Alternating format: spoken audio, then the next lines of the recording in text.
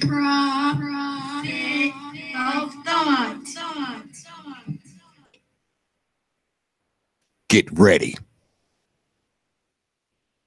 The Prophet of Thought series.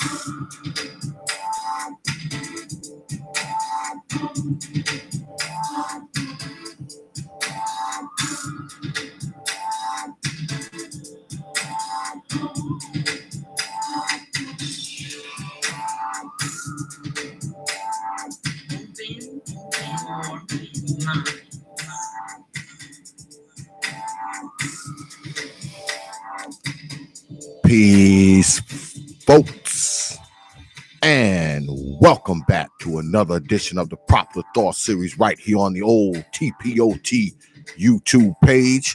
I'm your host, X, of course, but you knew that already. That's why you're here. Tonight, we're getting back to business tonight, y'all. And before we get started,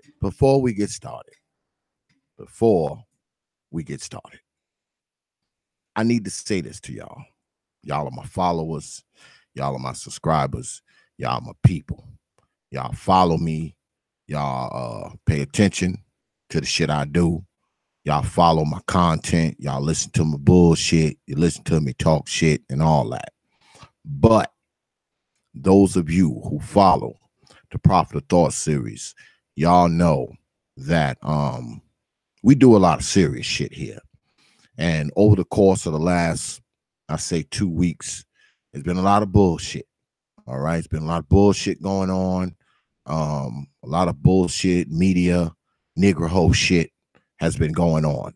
And I had found myself a part of it. And I know that y'all do not watch me for that. Y'all watch me for the other shit I bring, the serious shit I bring. So first, I want to apologize to y'all for the nigger hole bullshit that I have not only got into myself, but draw y'all into as well, because y'all know that's not what we do here. Now, make no mistake. Brothers think that T.P.O.T is a soft target. They got another thing coming. But that's not what we do here. I had been promising y'all some serious true life stories the next couple of Wednesdays, and I got sidetracked by some nonsense last week. So I just want to let y'all know that we back to business, and we're going back to doing things the way it's supposed to be done. And I just want to say that to y'all before I even get started.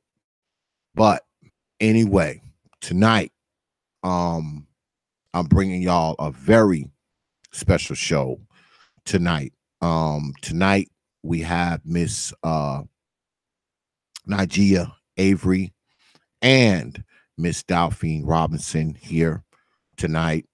Like I said, this is the Prophet of Thought series, and I'm going to be doing this series over the course of the next couple of weeks. Mrs. Avery, her son was Williams, brother Williams, Jeremy Williams. He was killed by the police, and I believe he was killed in Asheville, North Carolina. And Miss Daphne Robinson, I'm pretty sure y'all heard of this case. Her son Jabril was also killed, and I believe he was killed in Georgia. Both killed by police, allegedly unarmed, hands in the air, and of course nothing happened.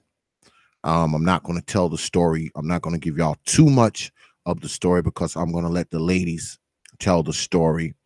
I'm going to ask them some questions. I believe Miss Avery will be coming on first, and I believe Miss Robinson will be coming on a little while after that.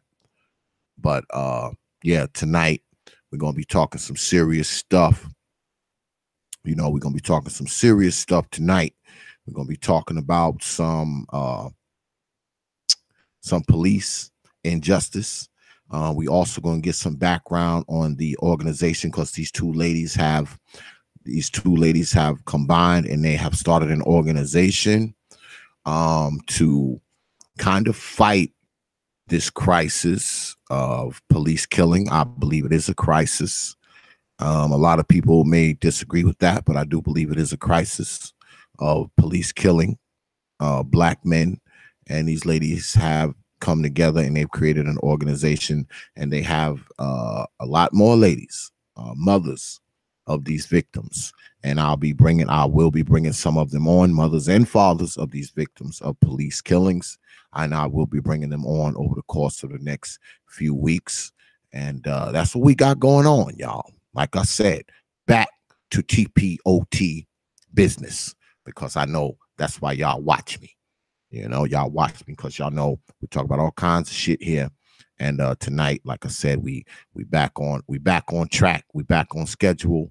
I'm just sitting here now waiting for the ladies to come in because I did speak with both of them today on the phone. Also, let me see if I get in contact with Teach, see if she gonna come on tonight or not. Okay, I think she's gonna come on too. Better get up on here. Get fired, girl. Don't mess around, get fired, Teach. Do not find yourself fired. Let me see. Go ahead, send her the link as well, because I know she's tied up doing something, but she did say she wanted to come on tonight. So we're going to send her the link while we wait for the ladies to come on. And like I said, I mean, I'm familiar with the ladies' story, but I don't want to, I don't want to tell it. I want them to tell it. I want them to tell it because I know they can tell it better than I can. So I'm going to wait for the ladies to come on. And I believe Miss Avery is with us right now. Miss Avery? Yes, but for some reason, I'm having a problem. Okay. I don't know what's going on. Okay. I can hear you good. Can you hear me? Yes, I can. Okay.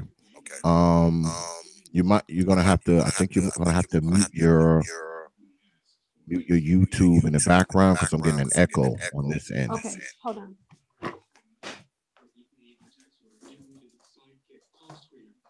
Miss Avery has arrived, ladies and gentlemen.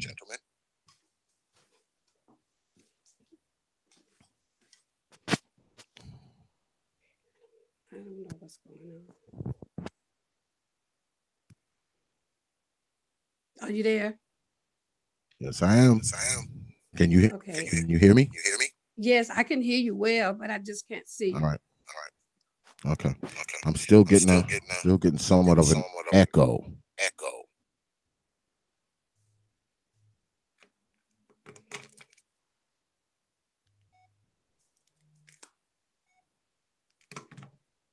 Okay, is this better? Okay. Still getting an echo. Okay, I turned the TV off and there's nothing that's Okay. on, so I don't understand why there's an echo. Let me see if it's me. No, it's not me. Let's see if it was me. Um, it's you probably have to. Are you also watching? Are you Well, also no, watching? I could see you a few minutes ago, but then the screen just went blank. So, and Oh, okay. If you want, you can go out and come back in. That usually works. We have this problem. This T.P.O.T is haunted by ghetto ghost. So just go out and come back in and see what we got. all right.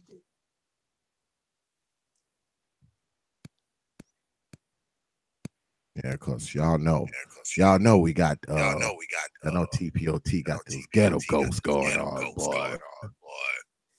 Yeah. So, I think all of the moms have that same ghetto ghost. oh, well, Yes, just ma'am. go off.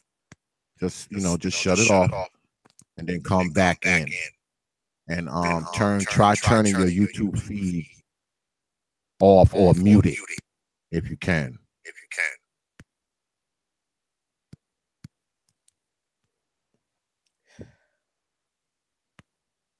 All right. Okay, I'm trying. For some reason, it Okay. won't even let me. Okay. Well, I'll do this. I'll shut you off myself. How's that?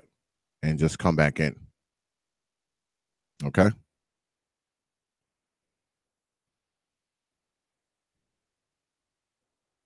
Boom. Boom. Okay. There we go. Now we'll wait for her to come back in because y'all know T.P.O.T. We got those ghetto ghosts up in here. They won't leave. The ghetto ghosts refuse to leave. Well, while I'm waiting for Miss Avery to come back, y'all go ahead and put a few coins in this here bucket right here. See it coming up right there? Y'all see it. Y'all see it. See it right there? See it coming up right there? Drop a few coins in the bucket if you're feeling generous with your coins tonight. All right. And if you're feeling generous with your likes, make sure you get a few of those in there too. I mean, if you're not going to hit it on the way in, I mean, for Christ's sakes, at least hit it on your way out.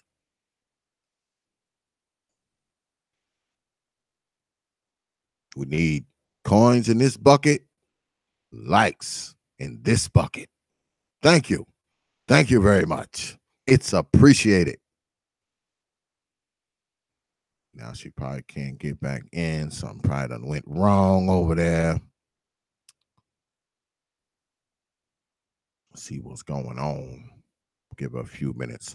So in the meantime, I guess I can fill in a few gaps. Miss Avery, her son was Jeremy Williams, and Mr. Williams was killed by the police, like I said earlier. I believe, I don't want to get this wrong. Let me go ahead and get this right. I believe Mr. Williams, Mr. Jeremy Williams, he was gunned down by police in Asheville, North Carolina, which actually isn't that far from where we taped T.P.O.T from. And as y'all can see, we back in old T.P.O.T Central. Good to be back, you know. We was having some problems with the internet, y'all. They had like some blowout or something last week, and the internet was down for like 3 days. So I was pissed. All right, y'all know I was pissed because guess what? I pay a lot of money for this shit. It's not like this shit is cheap. So they said, "Oh, we're going to credit you for a week." Damn it, I want to get credit for a month. God damn it. But they said they're gonna credit me for a week, but I was down last week because something was going on with the internet. It took them a few days to fix it, and it just so happened that it happened on a day that I usually do my broadcast, because I think it happened Wednesday morning, and they didn't get a handle on it till like Friday night or something like that. So they had me jacked up, but luckily I was out and about. I was on the road anyway, so I just took my stuff with me, a couple computers and some screens, and I went to my people's house, and they was nice enough to let us go ahead and broadcast from there, which was cool. Shout out to my folks. You know who you are. They looked out for the brother, so it's all good. Yeah, they looked out for the brother. I might as well shout out some folks. Oh, snap. There go my man, Brother Theron. What's good, man? I see you in there. I see you in there, Lady Ming. I see you, Brother Zero, Lady Cats, WOTP, P. Emerson. I see y'all in there. Chaw to the Will. What's good? Brother BJ Allen D. What's going on? Yeah, man. So I don't know what happened. I guess Miss Avery is trying to figure out what's going on in there. So let me go ahead and I might have to. She experiencing technical difficulties over there, so go ahead and hit her up.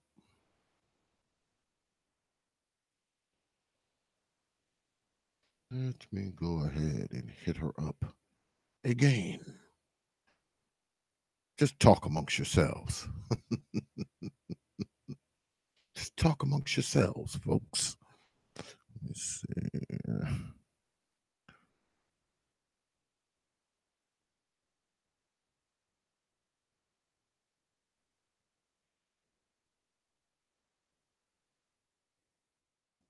You tell me earlier though that she'd be having problems with her Google Hangout.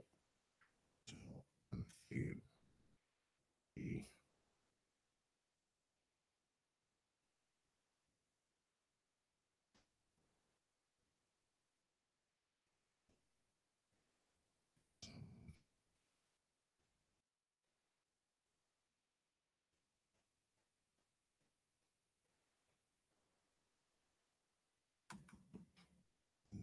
Be something.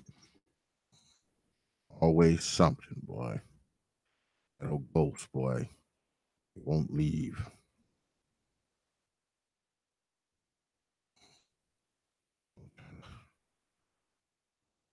Hit up again, see what's going on.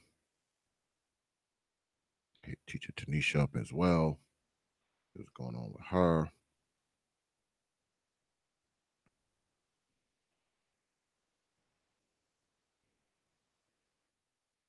All right. Now, like I was saying, Brother Williams was killed in Asheville, North Carolina. I'll tell y'all what happened. Until she gets here, I'll fill it in a little bit. The Asheville Police Department, like I said, not that far from where I am. The Asheville Police Department responded to a call for shots fired in the vicinity of the Pisgah View Apartments, and 5 police showed up in separate cars, and they were dispatched and told to look for a black man with a rifle who fired shots at an apartment. Witnesses said the man was driving an older model white Cadillac, and according to radio communications, an event report provided by Asheville Police Department. They said that the cops were told by the dispatcher that a man was shooting at her neighbor, according to the audio recording. It said there's a man out here with a big rifle, and he's in a white old Cadillac. They said a second caller who also had called told the dispatcher that his wife had said there was a black guy in some sort of white car, but it looked like he pulled out a machine gun. So, you know, the cops think he got a rifle. They think he got a machine gun. He's a black man. So they probably thought he had both of them. And they said that the responding officer, he attempted to stop the vehicle, I guess pull the vehicle over. And they said Brother Williams fled and the chase began. They said they located Brother Williams' car on Haywood Road, then made a left on the Patton Avenue, turned right onto Deerview Road, according to the police records. The chase reached speeds of 70 miles an hour along Deerview Road as the vehicles approached North Bear Creek Road. They said during the chase, they said they saw Williams and a passenger having a fight. They said on the radio, and the radio communication appears like he's trying to get out of the vehicle. Now,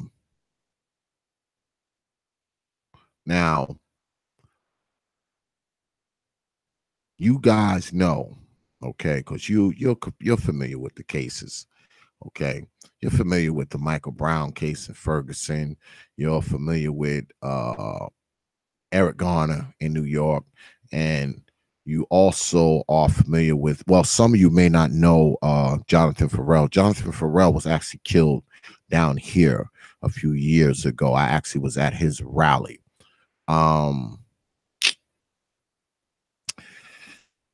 When these things happen, all right, often what usually happens is, of course, there's outrage, right? There's outrage. And there's outrage because a brother's killed, right? And it never seems like the shooting is justified. It never seems like it is. And what makes it even worse and what inflames people, okay? What inflames people more is that it always seems like the cops always get away with it. There seems like there's never any repercussions, no matter how egregious, no matter whether or not the person was armed or not. A lot of these cops continue to be police. They don't even so much as lose their job. They find themselves on desk duty for a little while. The next thing you know, it's like nothing ever happened. And I don't want to get on a soapbox about this, but you hear it so often. We see it on the news so often. And that's why I'm doing this. A lot of these cases that I'm talking about, I know many of you probably have never even heard of these people. You're probably not even familiar with the name Jeremy Williams or Jabril Robinson. Some of you are. Some of you who do a lot of news watching and read a lot of online newspapers are probably familiar with these cases. But I know many of you are not. So that's why I'm bringing these stories to you, because I feel that some of these stories need to be told, and I feel like they need to be told by the people who are involved, as opposed to, because I could get up here and I can just run it down because I have the literature right in front of me, and the timeline and all kind of crap. I have all that stuff in front of me, but I feel like it's better when the people who actually lived through it, went through it, and dealt with it come on and tell you their story from their point of view. Because even if the story does make its way into the news, on television, into the local paper, that's usually their version. So it's always good to hear the version of the people who are involved. I used to do this a lot. Those of you who follow the Prophet of Thought series you all know that this is how I started. I mean, I started with police brutality cases and police shootings. And this was some of my main thing. This is something that I started with back before YouTube and mics and cameras and all that kind of stuff. I was this is what I was doing. I was talking about this stuff. And it always seems like they end the same. Like I said, no matter how egregious, uh, even if it's on tape, even if a person shot in the back, even if a person has their hands up, it just seems like it always ends the same. There's outrage, there's marches, there's news coverage, and never any, even if there is an arrest of the cop, even if there is a trial, it always seems like nothing ever happens. And the people who go through it, it just seems like the family is always just left to just suffer, man, they just have to deal with it. And once the news cameras leave and the case dies down, everybody goes back to their life. But see, these people that this happens to, regardless of anything else, they can't just go back to their life. All right. They will never be able to go back to their life. All right. Because their life will never be the same. When something like this happens, their life will never be the same, man. Never be the same. These people are going to have to deal with the fact that whoever it was, their son, their father, their brother, their husband, whoever, has had their life taken from them at the end of a police officer's gun. Oftentimes people say, and I have been guilty of saying it myself, death is death. But maybe that's how it is from people looking on the outside of it. For the people who are involved, I don't think it's that way. I really don't. I don't believe it's that way for the people who are involved. And one thing we have to kind of understand, okay, as Black folks, there's a lot of injustice in the world. All right. There's a lot of injustice in Black society. And I think often we have a tendency to lose focus of that because we're all living our lives. We have our houses, we have our cars, we have our money. It's not our son that's been shot down. It's not our father. It's not our brother. And I say again, it may not be, but it's someone's father, someone's brother, someone's son. And those people who are going through that, that when they leave, when they walk out of their house or they get in their car and go down the road, they will never look at police the same again. Every time they see a cop, something must go through them. Especially when these cops get right back on duty. What do you think goes through those people's minds if they happen to see that cop? I mean, because you're talking a place like Asheville. Asheville isn't that big. So this cop gets back to work. There's a pretty good chance you'll run into him. You'll see him. You'll see him again.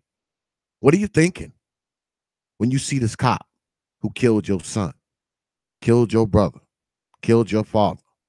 What are you thinking when you see that police officer? What are you thinking? What goes through your mind?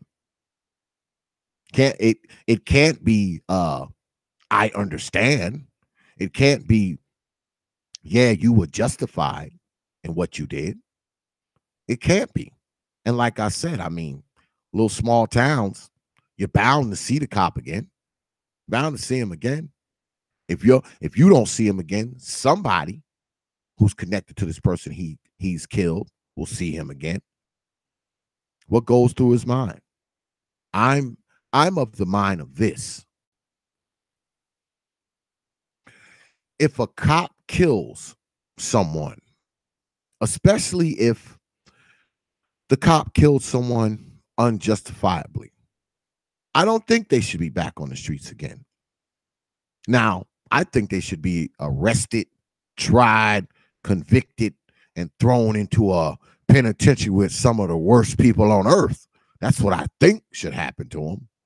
But if that doesn't happen, if, like always, the shooting is considered justified, quote unquote, justified, I don't think this person should be allowed to just mill about in the community again. I don't think this person should be allowed to carry a gun again. I mean, I just don't. I don't think he should be able to continue to walk around the very people that he came into that neighborhood, came into that town, came into that village and killed someone. I don't think he should be still walking the beat or patrolling the beat. I just don't.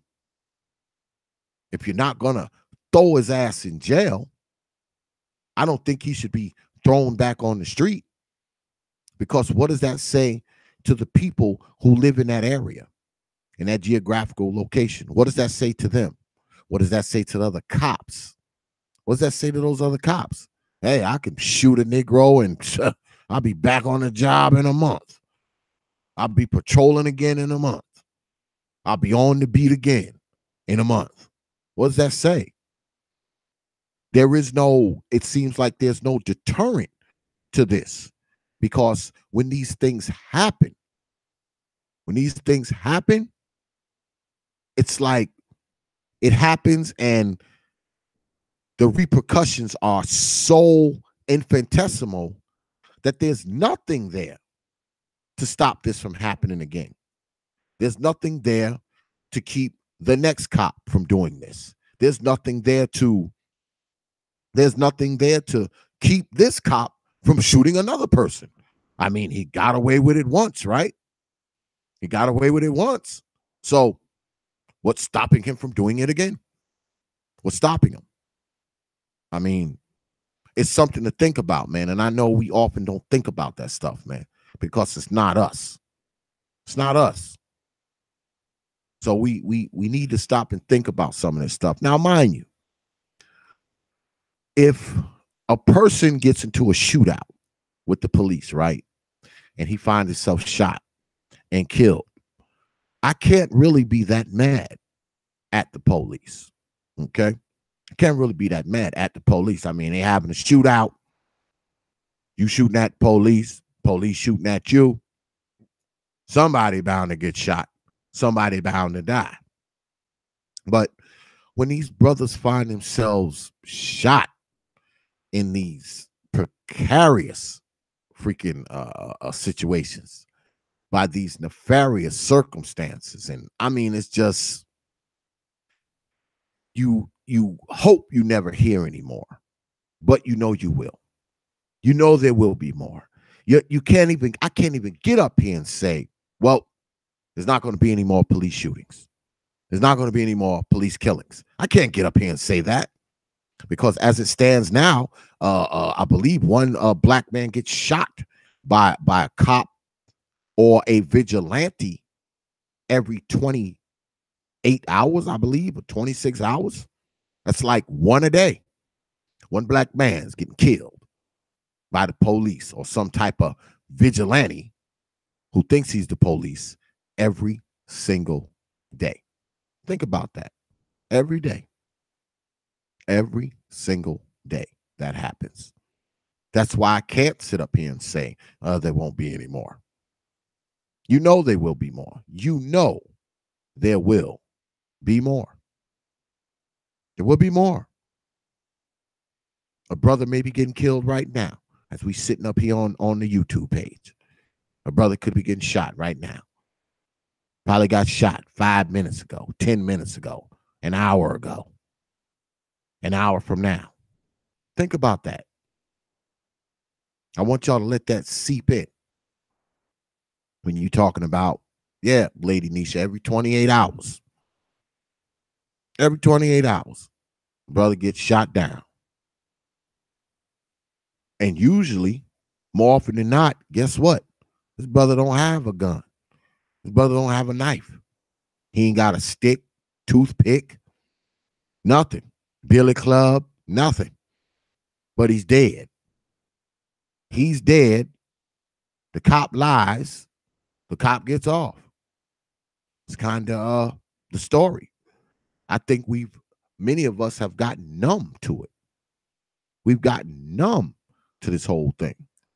We've gotten numb to the fact of seeing brothers on the news killed in a hail of police bullets. We've gotten numb to it. And the crazy thing is, when we see this, we say, there goes another one. And those are just the ones we see. But like I said, one every 28 hours. Think about how many we don't see. Think about how many are not in the news, are not covered by the newspapers, are not on the internet. Ergo tonight. That's why tonight I'm bringing y'all this, because I want to bring y'all a story that I don't believe got a lot of coverage. I don't believe these stories got a lot of press, and I want to bring it up here on the old T.P.O.T YouTube page, because this is what we do here. We like to open the minds of our folks, and we like stories to be told. You know, regardless of anything else, T.P.O.T is about opening the minds of Black folks. And tonight, I want to open y'all minds to some of this here. I don't know what happened to Miss Avery.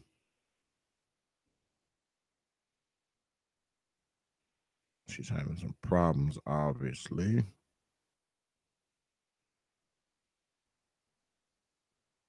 What happened, Miss Avery? She's having some problems, I know.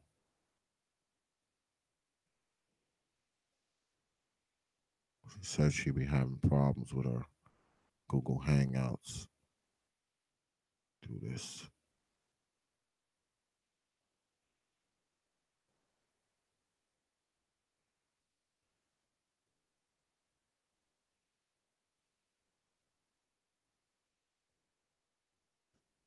We're going to do this here. Just talk amongst yourselves. See. I have to go through.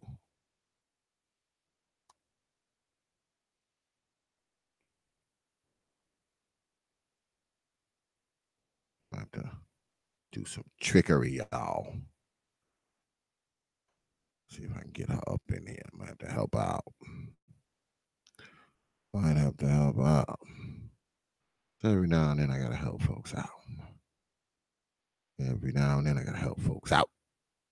Let's see. All right.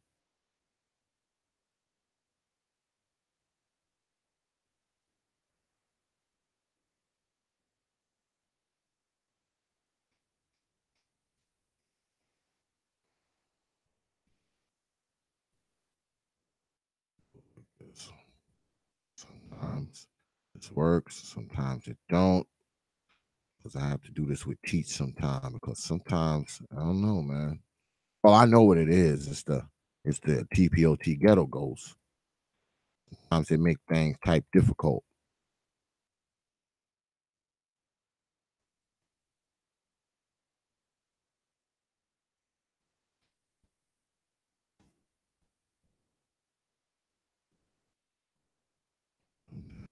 Make things type difficult for people trying to come up on here. People try to come up on here. The ghetto ghosts be acting up.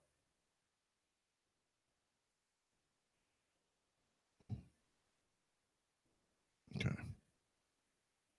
Let's see. See if I can work some digital.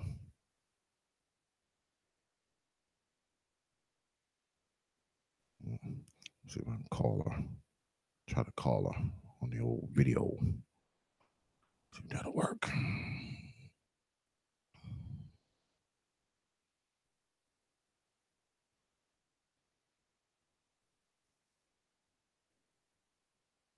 See if that's gonna work.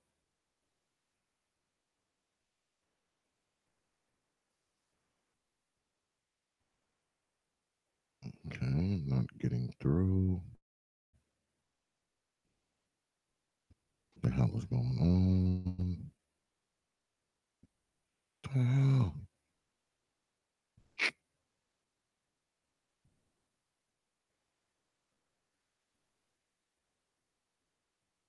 What happened? Okay. Okay, let me try this. I try this now, y'all.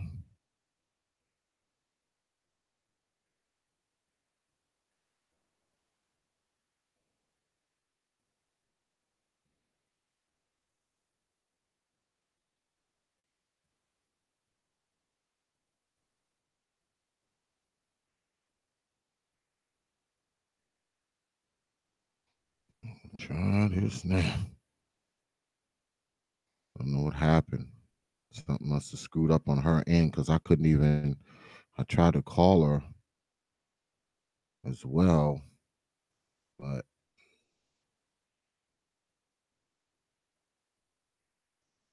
let's see.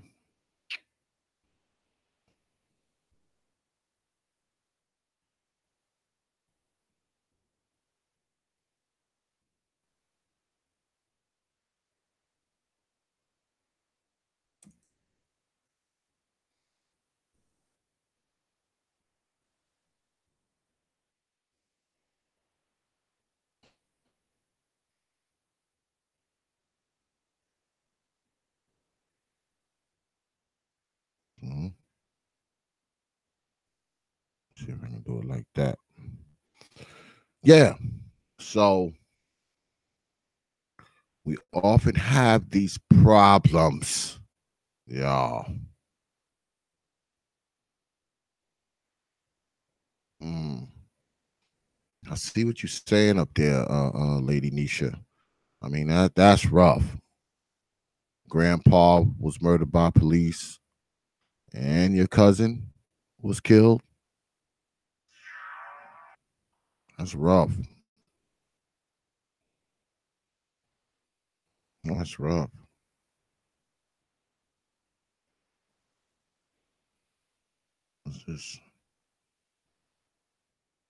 That's rough.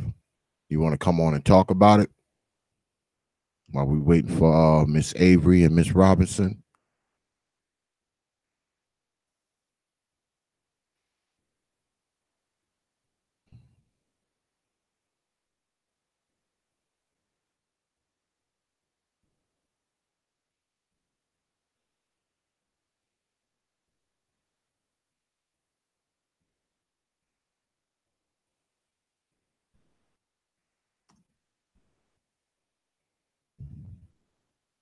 And come on in here and talk about it if you want to.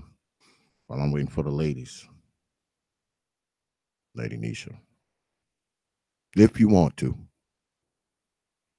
no pressure.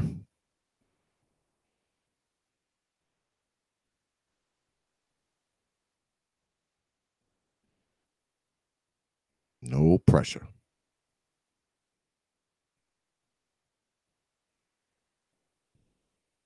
I know Miss Robinson said she was working, so I don't think she's coming till about 10ish.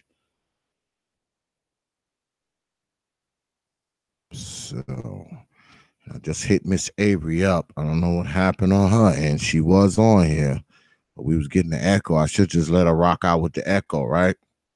I should just let her rock out with the echo, right, y'all? Just let her rock out with it.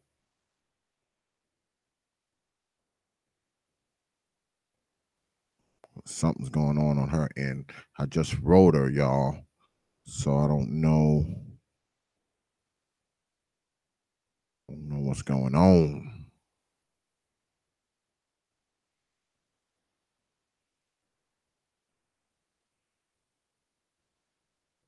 Don't know what's going on.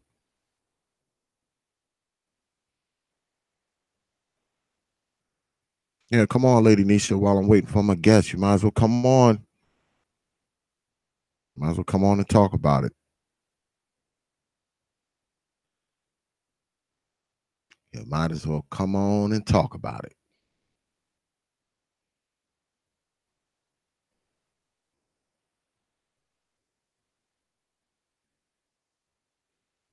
Did you boot her or mute her?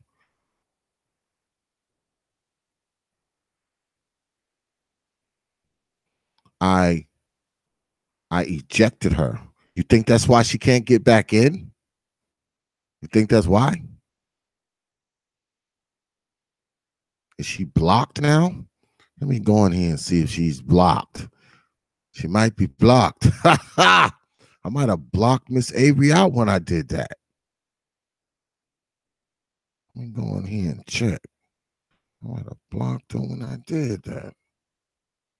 I might have made it so she can't get in. But she would have wrote me. She would have wrote me and said that. She'd have said, "Oh, I'm blocked" or something. Let me see what's going on.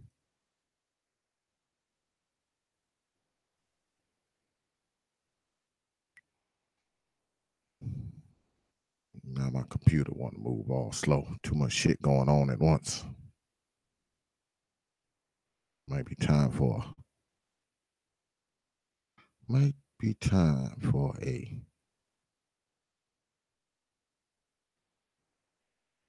better graphic card, y'all. Let me see.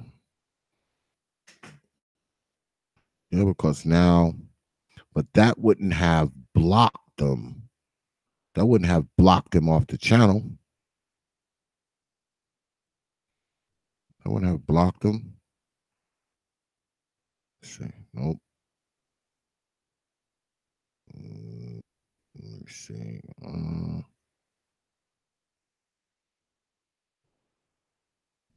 Nope. Nope. Nope. I don't see her.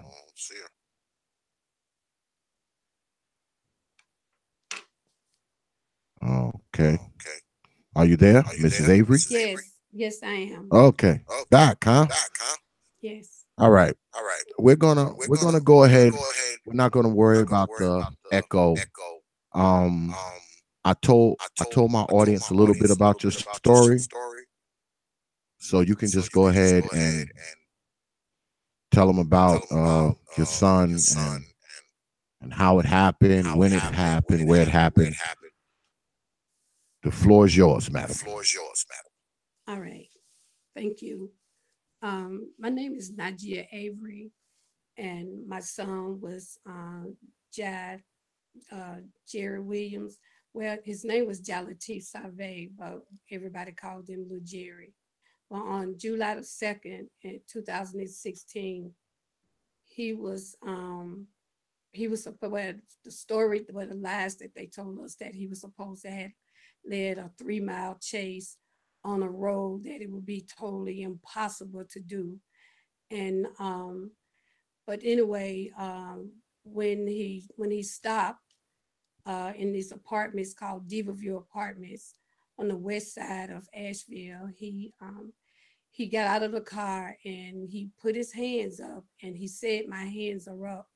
And the police officer opened up on my baby with a high-powered rifle at close range and shot his left arm completely off. I mean, he shot my baby up. He used him for target practice. He shot him up one side and down the other, across his chest, his neck, head, and when my baby finally did fall, I mean, one of the guys that was there, he told me, he said, "Miss," he said, "it was no way for your son that your son shouldn't have never died that way." He said the force of the bullets wouldn't let my baby fall. His body was just jerking and twitching all around, and he didn't fall until he stopped shooting. But they were saying that my baby was shot 7 times, but we had a second autopsy. And she really, the way that they cut him up with the first autopsy to try to, I guess, cover up how many times he was actually shot. she could tell, the medical examiner could tell that he had been, at least 12 bullets had struck his body. And but she don't even know how many it took to shoot his arm completely off. And they just left him laying out there on the ground, uncovered, kids. And even when family members were there that came out and was telling them to cover him up, um, they threatened to take them to jail if they didn't step back and be quiet. Um,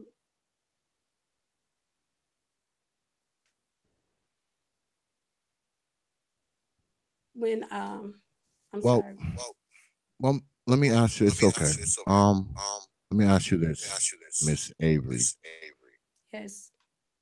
When when this first happened, when did you find out about it? I mean, did someone come to the house? Did the cops come and say your son is dead? How did you find out about it? Um, Someone called. This happened in Asheville, North Carolina, and I live in Georgia. But someone called, and you know they were so upset, crying and screaming and everything, that I really couldn't all I could hear was Jerry and shot. And then I just started screaming, you know, don't tell me nothing crazy. But that's how we found out. But my grandson, he found out on Facebook, because someone was there was taking pictures, and they were immediately putting them on Facebook. And my baby's he hasn't been the same since. And but that night, that day, once we found out, my sons, I have two older sons, and my sons had to take them to the hospital. I mean, and when we got to Asheville, um, the next day we went to the hospital. They didn't even have my baby in the register, even though his body was there. He wasn't in the computer at all. He wasn't registered at all. And um, they wouldn't let me see him. They wouldn't let me see my son.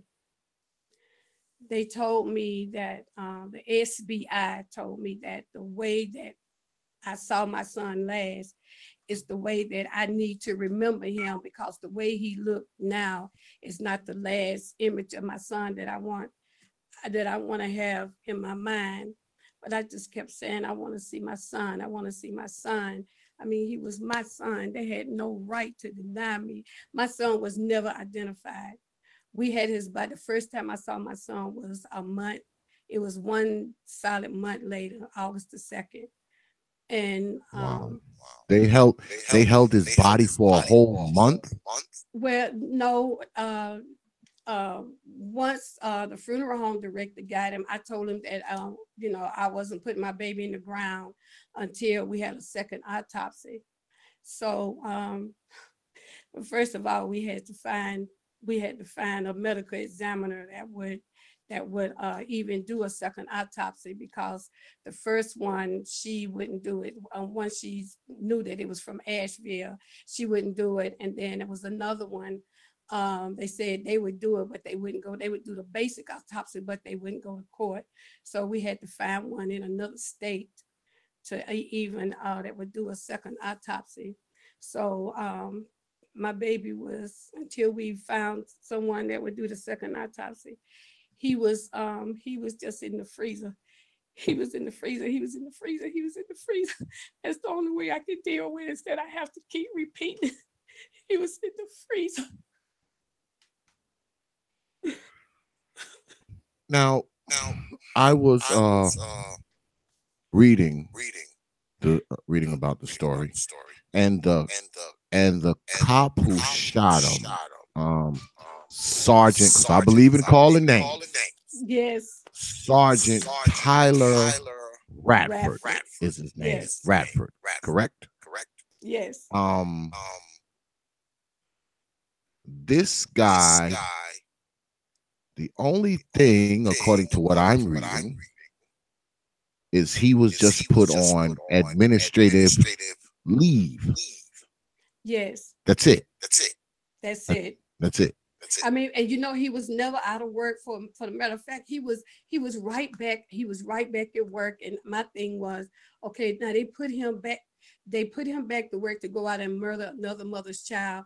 But we were told, my family was told, that Tyler Rafford had an inner body, not an outer body. He had an inner body experience, and he don't remember shooting my son. All he remember is seeing the flash from the nozzle of the gun. So they put him back. He was back on the. They never fired him. I don't even know if he had if he was ever examined mentally, but he had an inner body experience, and he didn't get fired.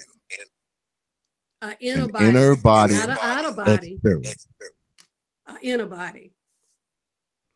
Now, I don't know what that is. If you can explain it to me, but that's what he was supposed to have, was an inner body experience.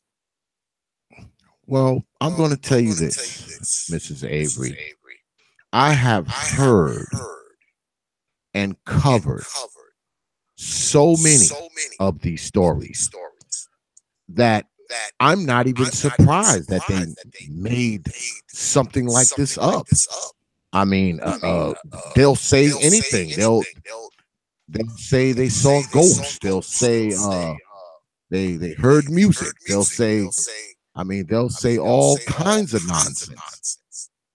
So, and the crazy thing is, as outrageous as that sounds, that will be taken into consideration and letting him get off. Yes. That's on a form somewhere. Yeah, that's written down somewhere. So I'm not even really surprised. I'm not surprised that something that absurd is an excuse. Exactly. I'm just not at this point. I'm not.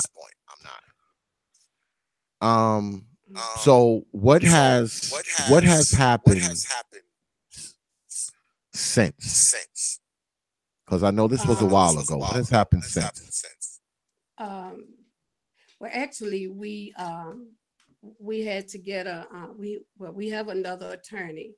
So right now we're waiting. We're waiting now to see. To see what's next. But I don't know. But that's not the first time that that they have killed someone and murdered someone in North Carolina and. Oh yeah, I know. I'm in North Carolina. Excuse me. I know. Yes, I'm in North Carolina. I mean, I've covered so many of these stories. And what it is a lot of these stories don't get a lot of press. That's why I am broadcasting this, because I wanted to tell you ladies stories. Because we spoke earlier. I know we were supposed to talk earlier, but I was running behind. But like I told you ladies earlier on the telephone, I want to bring these stories out, these stories that haven't been heard, that people are not talking about, and they have forgotten. Okay. Yes. So these stories will live forever on my platform. They're not going anywhere. And we've been joined. Yes, we've been joined by Miss Robinson. Good evening, Miss Robinson. How are you guys doing? I'm good. We were just sitting here speaking with Miss Avery, and she was telling us about Brother Jerry Williams.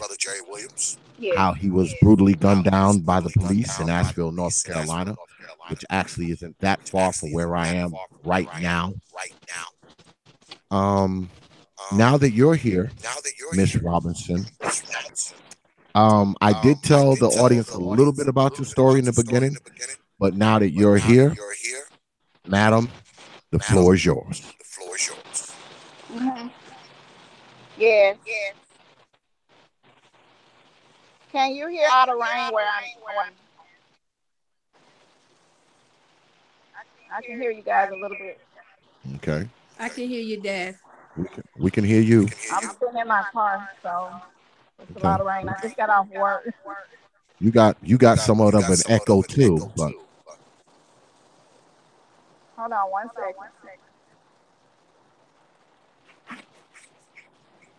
Let me get somewhere where I can try to get a little quietness where I can speak. Okay.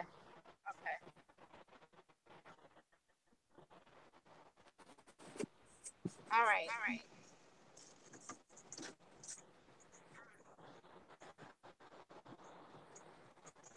Can you guys hear me? yep, I can hear you.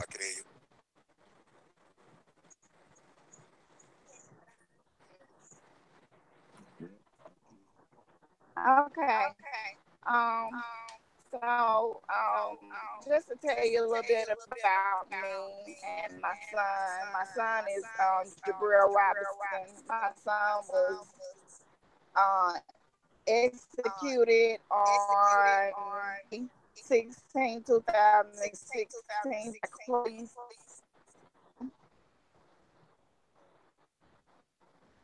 And my son and his girl, they got into a domestic dispute altercation. Police was called out. Had gone left the house. He was walking. When the police arrived on the scene, they spoke with the young woman, and had left alone, no longer needed at the time. Felt that they needed to go out and look for my they asked him how did he look. She said he was working, so they let him know that to the resident. When they came upon my son, off running from them and running, they gave chase. They chased him. Um, he ran to the back of someone's home, person at home that he ran in the back of. They was in the back of their home at the time. No, you can't come back here. You can't hide back here. So my son, he took off from around that person's house into running to the neighbor's backyard. And at that time, the neighbor said that she was sitting and looking out her window. And she said that she heard gunshots, and at that moment she saw my son fall face forward. And the guy who home my son had ran behind the first time. He said he had come from around his home because he did hear the gunshots as well. And he said that he saw that the police was shooting at my son, and they were shooting. They had shot him in the back as he was running away from them. It's been a struggle with me, trying to fight for my son, trying to get the truth out there, just to let them know. They said that my son had a gun and he had turned as he was running from them. He had turned and pointed the gun at them several times. It was no gun found on the scene. The lady who house that my son was murdered in the back of her house, I spoke with her the day after this happened. She said that they was at her house, out in the back of her home, in the early morning hours. She said she don't know what they were doing. She guess they were searching for something, and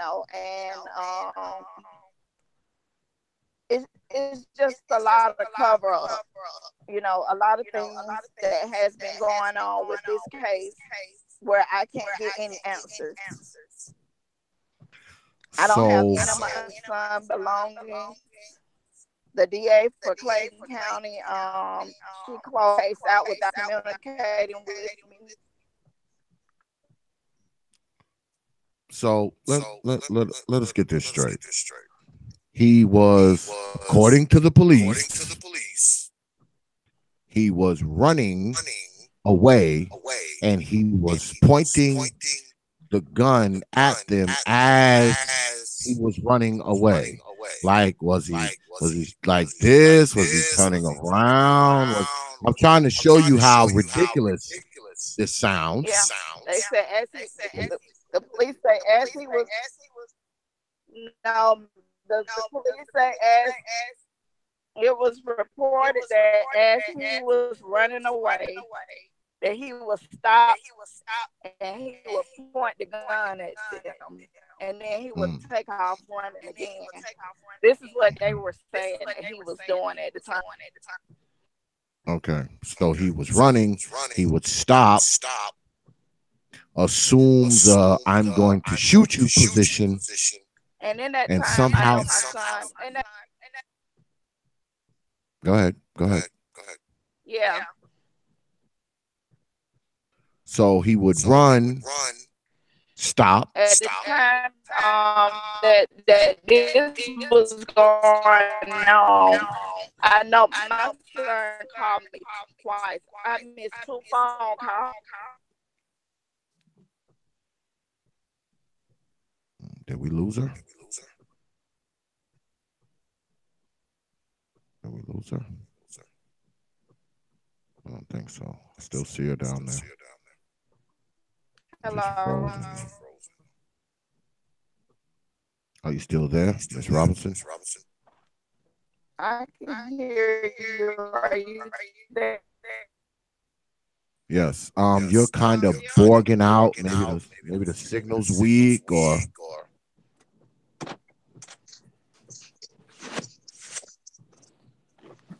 Can you hear me now? yep. You and your echo. Oh, I'm sorry. Wouldn't be me if I didn't add a little levity to this situation. Yeah. Even But though as this is a serious matter. I know my son called me twice, and he was trying to get in contact with me at the time that all this stuff was going on, because I missed the phone calls from him. Oh, he was calling you as the police were after him? Yes. Okay. So, I question, how do my son have a gun in one hand, his cell phone in another? And this is what they said, But I have witnesses that said they did not see a gun in my son's hand. They saw my son running from the police, and they saw the police shooting. Well, of course they're going to say he had something. Yeah. And they will conveniently find it somewhere if they need to. Yeah. Conveniently find a gun somewhere. So now, okay, this is even more ridiculous now. He's running, he has the gun, he's stopping, he's turning around, he's pointing the gun at him, and he's also calling you on his iPhone at the same time. Is that the story? I missed 2 calls from him. And I said to my husband, I told my husband, I said, Jabril called me. And I said, I think him and that girl got into it. And as I was speaking to my husband, I said, I'll try to call Jabril back, but he won't answer his phone. And then I received a call from the girl's father, and she said, and he told me, he said, you need to get up here. He said, because I saw him. He said, I tried to go up there and see what was going on. He said, but the officer physically told me that if I didn't leave the scene, that they were going to lock me up. Well, why were they after Brother Jabril in the first place? I mean, what were they after him for? Why were they there? They went there because him and his girlfriend got into an altercation. Okay. And the police was called. Okay. So they arrive at the house. He's not there, right? He's not there. He's left. He's left on foot, walking. Okay. So they took off, I guess, to go find him. Right. And they went to go find him Well, what exactly had he beat the girl up? Had he had smacked her, yelled In a at her? police police report, in a police report, they said that she had a, her it was seemed that she had been choking, and she had a Okay. on her So, head. Do not, I was nowhere of her that night. Me and her together. I have pictures of her. No bruises anywhere. No knots nowhere. I asked her, I said, had you put his hands on you? mm, And she told me, she said, no, ma'am. She said, Jabril simply threw some water on me. And she said, I did put my hands, Jabril did not put his hands on me. This is what she told me that night. wow. I sat in her So, house for more than 2 hours. I spoke with her mom. I spoke with her dad. okay. So basically, they were looking for him for nothing.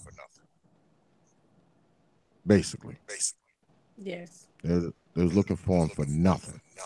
Yes. He hadn't really done anything, really. So I'm gonna ask you the same thing that I asked Mrs. Avery. What has happened since?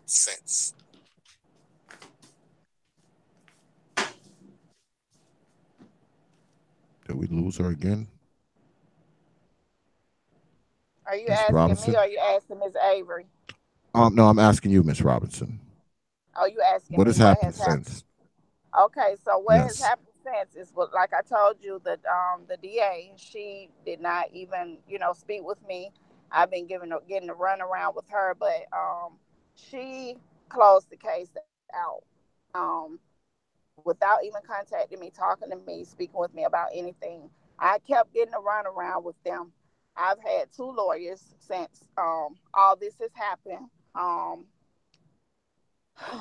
I finally have a lawyer now that's trying to help me to get this case back open. Um, we did file a civil suit against them on my son's, on the behalf of that. But my son's 2 year mark was up May 16th of this year. So we're focusing on trying to have this case heard before a grand jury, giving me a chance to speak on my son's behalf. So this is what we're trying to do now. So Well, I know that yourself and Miss Avery, you ladies have teamed up. Won't you ladies talk about what you got going on? okay, I just want to talk about a little bit about how me and Miss Avery met because it was Okay, by. that's fine. I'm not gonna even say it was by chance. It was by design. Miss Avery walked into a restaurant that a friend of mine owned at the time, and she thought it was a restaurant, all you can eat buffet type restaurant. But my friend had purchased that buffet had closed, and my friend had purchased it. And when she walked into that restaurant, somehow they got to speaking about her son. And my friend said, "Well, I have a friend that just has just lost her son, you know, to police murder. And why don't you give me your information and I'll pass it on to my friend?" And he did. He passed it on to me. And a couple of days passed on, and I said, "Well, let me call her and see, what with her case." And I end up calling her. And from that day, it was just so many similarities in our children and the things that they had done before this had come about, and then the way that they were murdered. So we just immediately clicked upon each other. We clicked, and we became like sisters, and we've been together since then, in the fight, for justice for our sons. But not only that, we've taken it a little bit further because we've been through so much pain.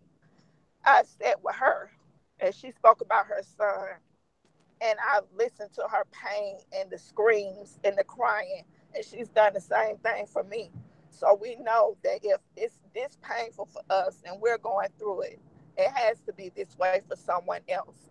So we came together and we started this nonprofit, which is called Keepers of the Pain. And it's focused on the three J's, which is Jerry, Jabril, and Jai. And what we're doing is we're trying to seek out mothers that have lost their sons or daughters to police murder, and they haven't had an outlet or where they can get help financially, um, you know, through an attorney, or haven't been able to have a proper burial for their son, don't have a daughter, don't have a headstone, or whatever it may be, or if it just took a toll on them. And we want to help those people, them some type, to say that somebody do care, and we do hear you, and we do know your pain. So we named our organization Keepers of the Pain, and we've been fighting to get it up off the ground. We've doing everything that we can, to try and get it to where it could be where we want it, where we can do what we set out to do. So we've been going all over speaking about um, Jabril, Jerry, and John, and we talk about Keepers of the Pain as well. Just letting people know what we're setting out to do. You know, Najee, you there? I believe we lost Miss Avery. Oh, we lost her.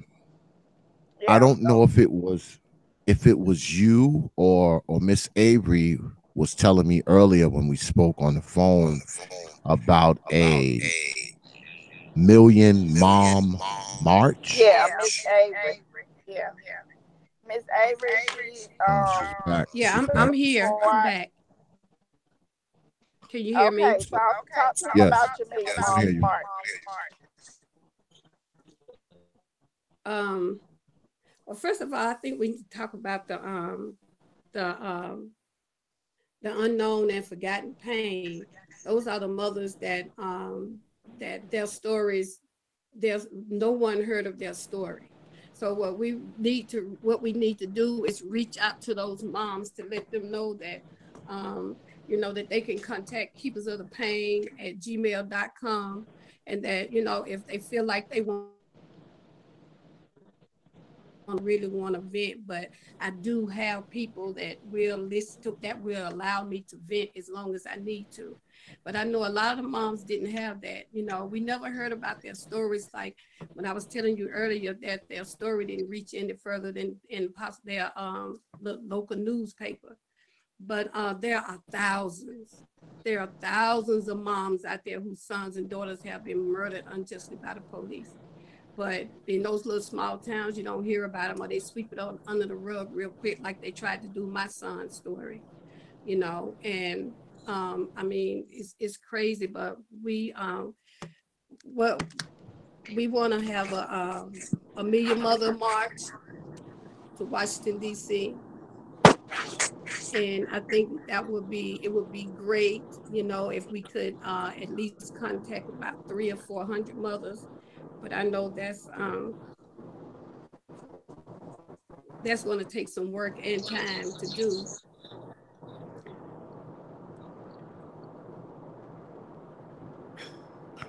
Well, let me ask this to both of you ladies. Do you believe, because you ladies you're going through this, you have to live through it, you have to live with this every day, your lives will never be the same because of this? Yes. Let me ask you ladies, I know what I think, but let me ask you ladies, do you ever think there will be a time when this isn't happening as much? I mean, Well, since I've seen it since I became, you know, a part of what's been going on, I've seen it happening so much. I haven't seen it get any better. I've seen it get worse. So, you know, I believe that if we do come together, you know, as a people, and we stand strong, as we, you know, I think that it can come a time when it will stop. You know, but you have to be willing to, you know, really put yourself out there for what you believe in. So. Well, I think first of all, before they would stop doing what they're doing, because you know Trump has given them the okay to just go harder, you know. But I think that I think what we need to do is we need to get a petition up, you know, for whatever changes that we feel that needs to be made, and go before the Supreme Court, because they have this law that they uphold. It's called a qualified immunity. So, I mean, it's crazy because, you know, it's no way that you can look at some of the videos that are out there and say that the officer was justified in his actions. Right. I mean, I don't know what you, but I mean, you know, just like you have the, like the 65, the grandmother, by last month or whenever, you know, it was already 2 police officers there, you know, that were talking to her. But this one, he just ran up and just immediately started just cussing at her. And then when I watched the video, how they were like towers over her and they were snatching on and jerking on, and I was like, oh my God. I mean, it's a lot, but I mean, there are thousands, I'm telling you. They are doing this stuff every single day, but a lot of the stuff that they're doing is not being seen, and we're not hearing about it because maybe there's no one on the scene to video it. Already, you know, they're saying that well, in North Carolina, they say it's against the law for the public to view the body cam videos and the dash cam videos. You know, I don't know if you read that. I know you probably heard about the story about the young guy that was beaten in Asheville, North Carolina, and the story was covered up and it didn't come out until someone from the department leaked the video to the media. Did you hear about that? Yes, I have. I heard about it.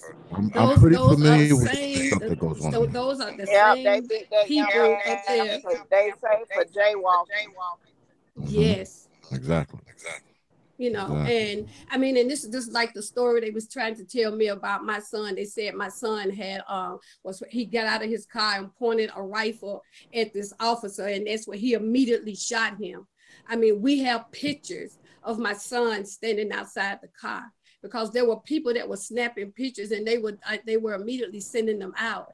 And we have pictures, but they took everybody's phone. You know, they were saying that that it was they told them it was against the law for them to record police activity. And if, you know, they took their phones. So a lot of people said that their phone was taken, but then they were saying that they didn't take anyone's phone. But then the witnesses that we talked to when we went out there in the Diva apartments, they told us that little Jerry got out of the car. He did not have a gun and he was not beating a female. She even told me herself that no, they weren't fighting. But I mean, it's so many. If you just go back and you read the story, you'll see so many different stories about what happened. At one time, he was supposed to be on the passenger side of the car, and he opened up the door and the gun fell out, and he picked up the gun, and that's when his arm was shot off. And then there's another story about this white girl. She was leaving from the Diva View apartments, and she had just had dinner with one of her friends. I don't know why that was such an important for them to put that out, to say that, but she was supposed to see him on the driver's side through the crack of the door the back door was supposed to be open, and she saw him reaching through that little small crack from the door to the frame of the car. You know how small that area is. And he's supposed to be reaching through the car, and she saw him slowly pulling something out. At first, she thought it was a pistol, and then she realized that it was a rifle. Okay, so if he was, I mean, this is the thing. I just can't get the understanding of what happened. I mean, it's just so many different stories. And then the witnesses that were there, that lived out there, they told us something totally different. And the one lady that told me that my son got out of the car, and she said he put his hands up, and then another guy told me, he said he said my hands are up, and he just opened up on my baby. He just opened up on him, and just, I mean, oh my God. But, and I asked her, I said, well, did you tell the police this? And she said, yes, ma'am. She said, I told the media as well as the police. But see, none of the witnesses that were there, none of their stories came out. It was only there was a couple of females in the car with him, and only their story came out. But one of them was supposed to have, as soon as his car stopped, he was supposed, she jumped out of the car, ran on the other side of the building. She had a baby, and she fell on the ground on top of the baby, and she was in shock. But you in shock, but you giving a play-by-play on what happened, but you in shock. I mean, oh Lord have mercy. Yeah, I read about 4 different accounts of your son's story, Miss Avery, and all of them were different. Thank you. Yes, yes. So you know what I'm talking all about. All 4 of them. Yeah, all 4 of them were different. Yes. So it's kind of hard to believe. Yes. Any of them. Either they're all true, or they're all lies. And for them to be true, he would have to have triplets. You know, he would have to be a triplet. It's impossible for all 4 stories to be true.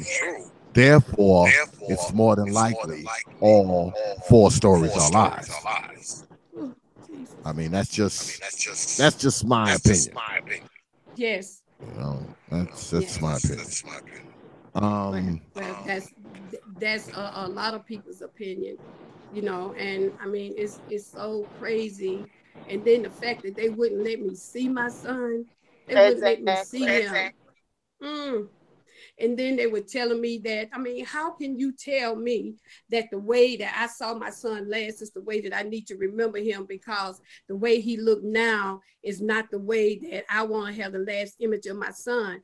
But all at the same time, someone, when we were on our way up there to North Carolina, someone called someone that was in the car and told them that they heard my son had got shot in the face 6 times.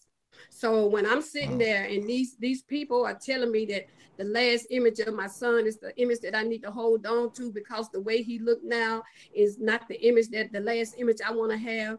The only thing that was in my mind was that, you know, with them saying that they didn't know that someone had told us that he had been shot in the face 6 times.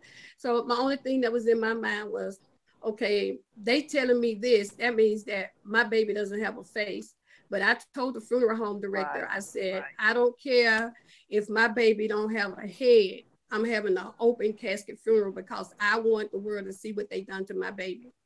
And the first time I was able to speak, and what I said was to the media was, I told them the story about them not letting me see my son, and how the last image of how I saw him was what I need to hold on to. I told them when my baby was born, my baby was covered in my blood. And when you shot him down out there in the street like an animal, he was covered in my blood. So why wouldn't I want to see my son? Is it that you didn't want me to see what you did to him? But they wouldn't. When I saw my baby, it was 1 month later. Is it true that during, because I know there was some rallies out there in Asheville. Is it true that they started writing people tickets and citations and all this kind of nonsense at the rally. Is that true? Okay, but what they did, yeah, they did that, but the way it was how they did it, they went back and supposedly had viewed some videos or something from some of the stores, and they went back and they uh they started arresting people like maybe I think it was like 2 weeks later. You know, they didn't arrest them right then. It was 2 weeks later when they went back. But see, they had to make an example because when everything first happened with my son, we had about maybe 300 more white supporters, and we only had maybe a few, like 16 blacks.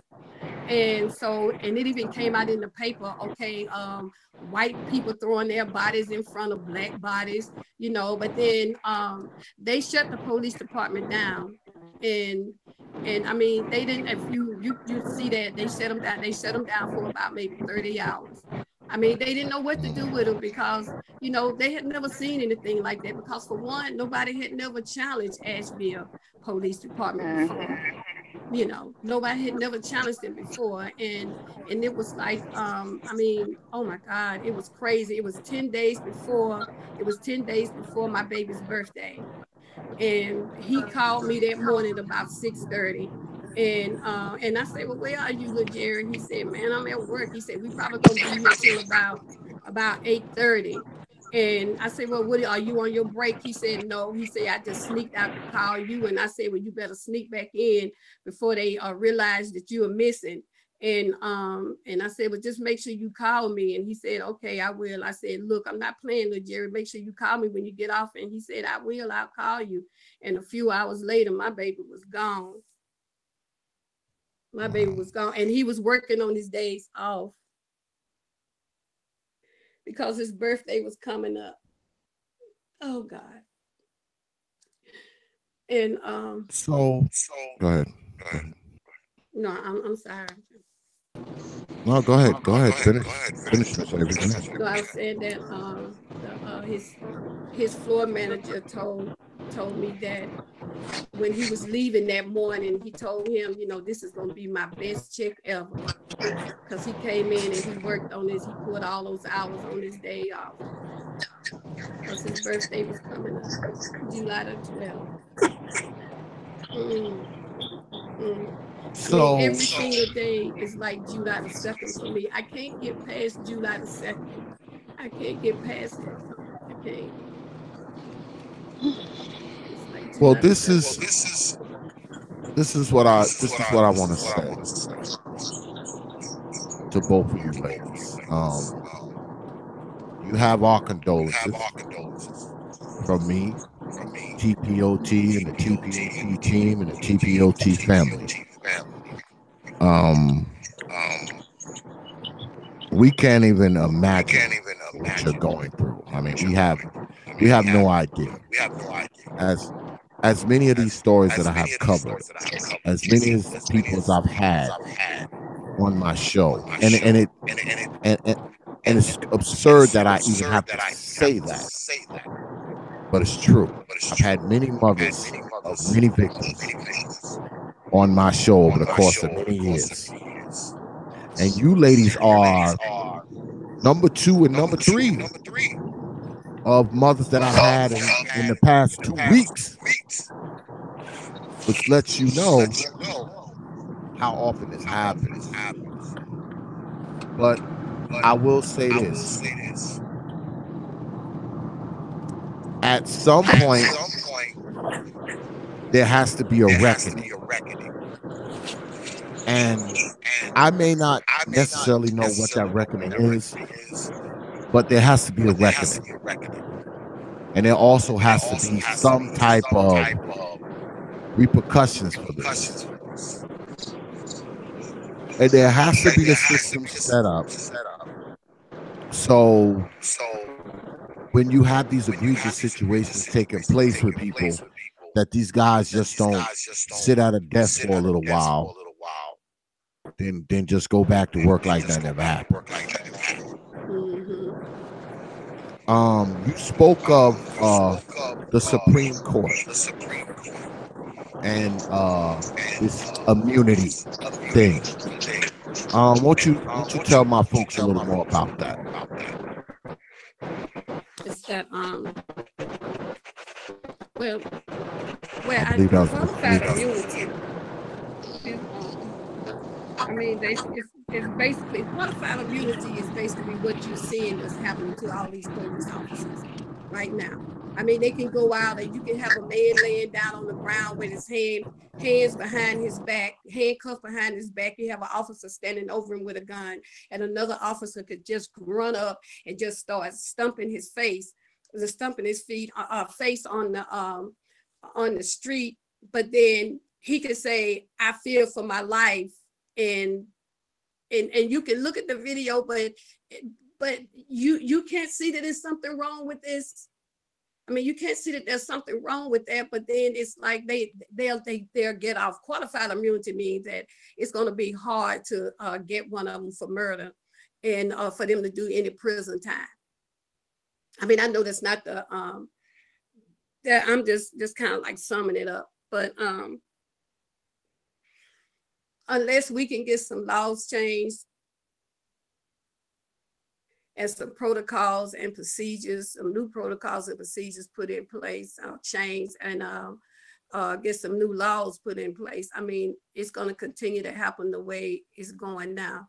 And it's getting even worse now because they are, I mean, look at the, look at what they did to the lady that, the young girl that was at, what was that, the Waffle House? I mean, was it not the Waffle, was it the Waffle House where her breasts and everything was showing, and there were people saying, you know, let her cover up. But when I saw that, that took me back to when for the slave block square or whatever it was, where they would have the ladies standing up there half naked.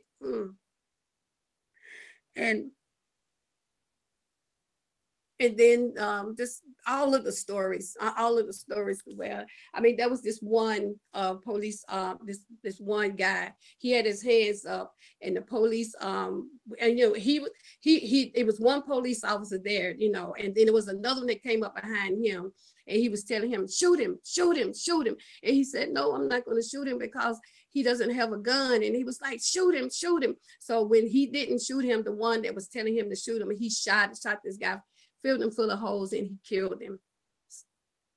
Some other mother's baby, some other mother's child.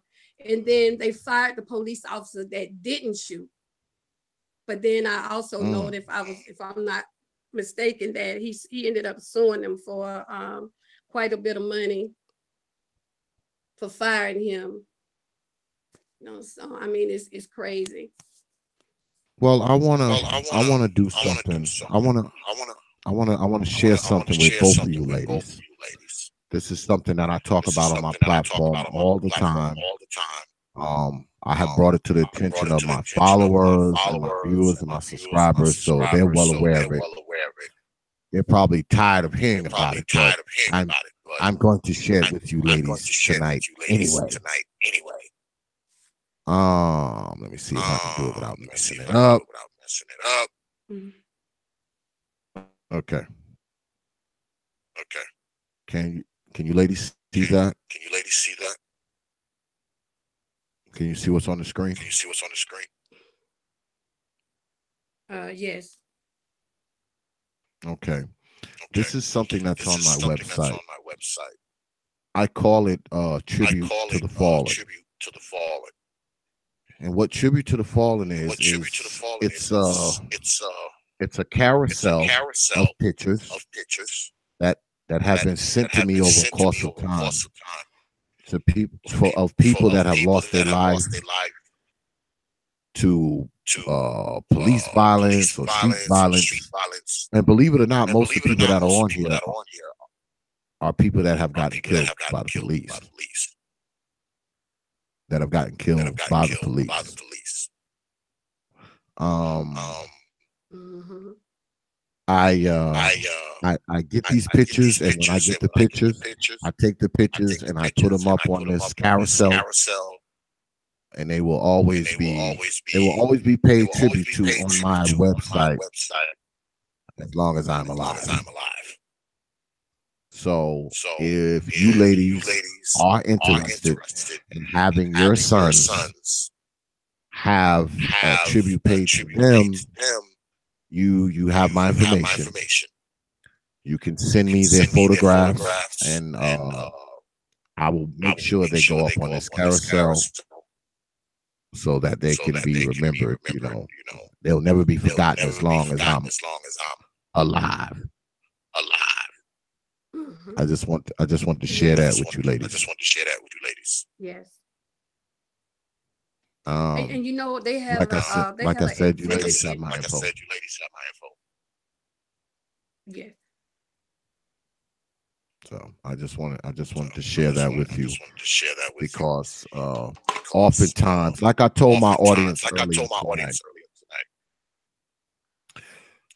these stories don't get heard, and when they do get heard, they don't get heard. They don't get heard for a long time. They don't get a lot of press. I'm gonna go ahead and mute you ladies because the echo's killing me. They don't get a lot of press, and they should. If they're not getting press from mainstream media, they should be getting press from us. Those of us who have these platforms and we have these followings, and you know, we're on media, we're on the radio, we're on YouTube.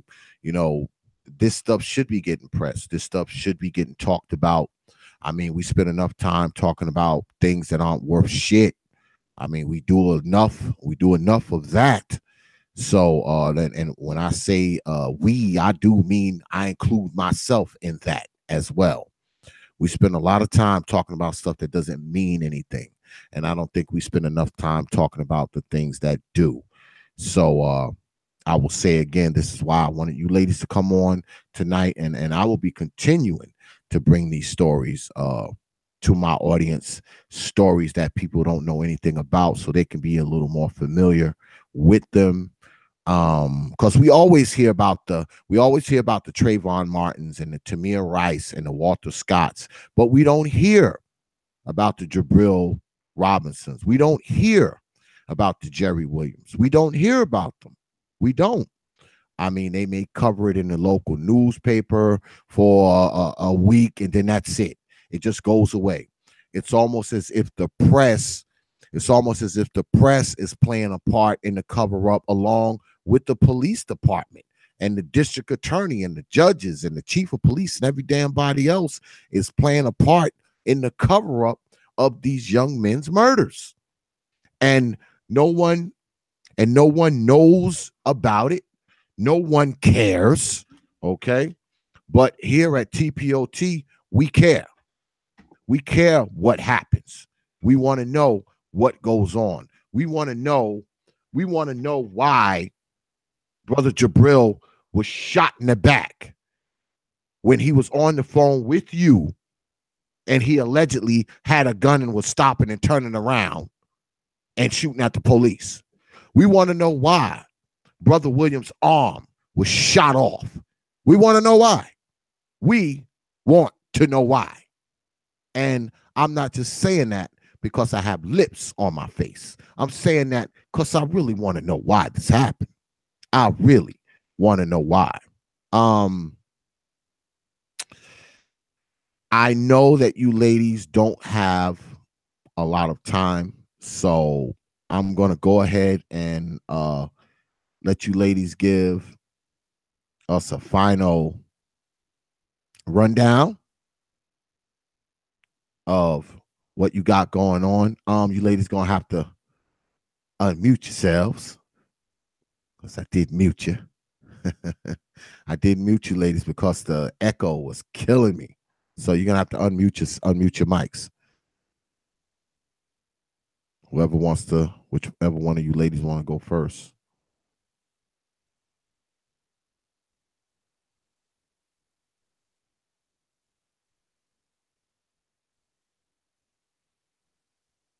Can I unmute you? No, I can't unmute you, ladies. You're going to have to unmute yourselves, ladies.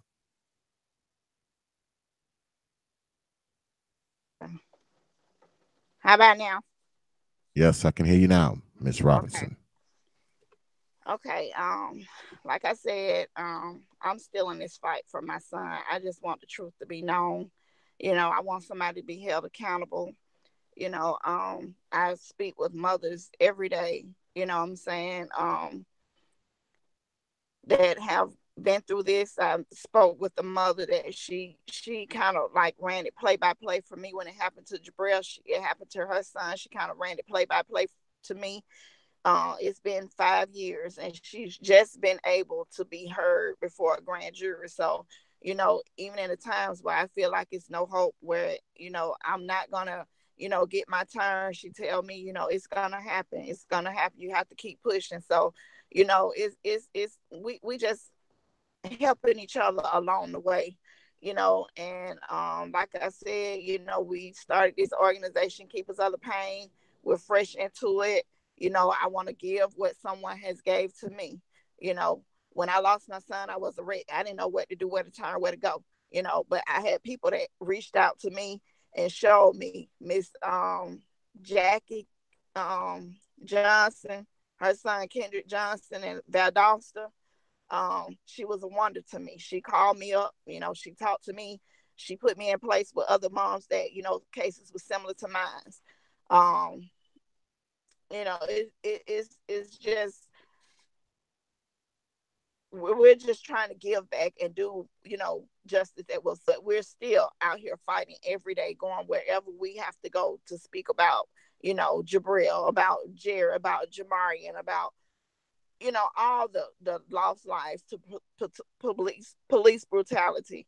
And not only that, the black on black, that need to be addressed as well. You know what I'm saying? And, everything. So that's pretty much what, I'm into doing at this point. Okay. Miss Avery, any final thoughts before we go? Oh, she's still muted. You have to unmute your mic, Miss Avery.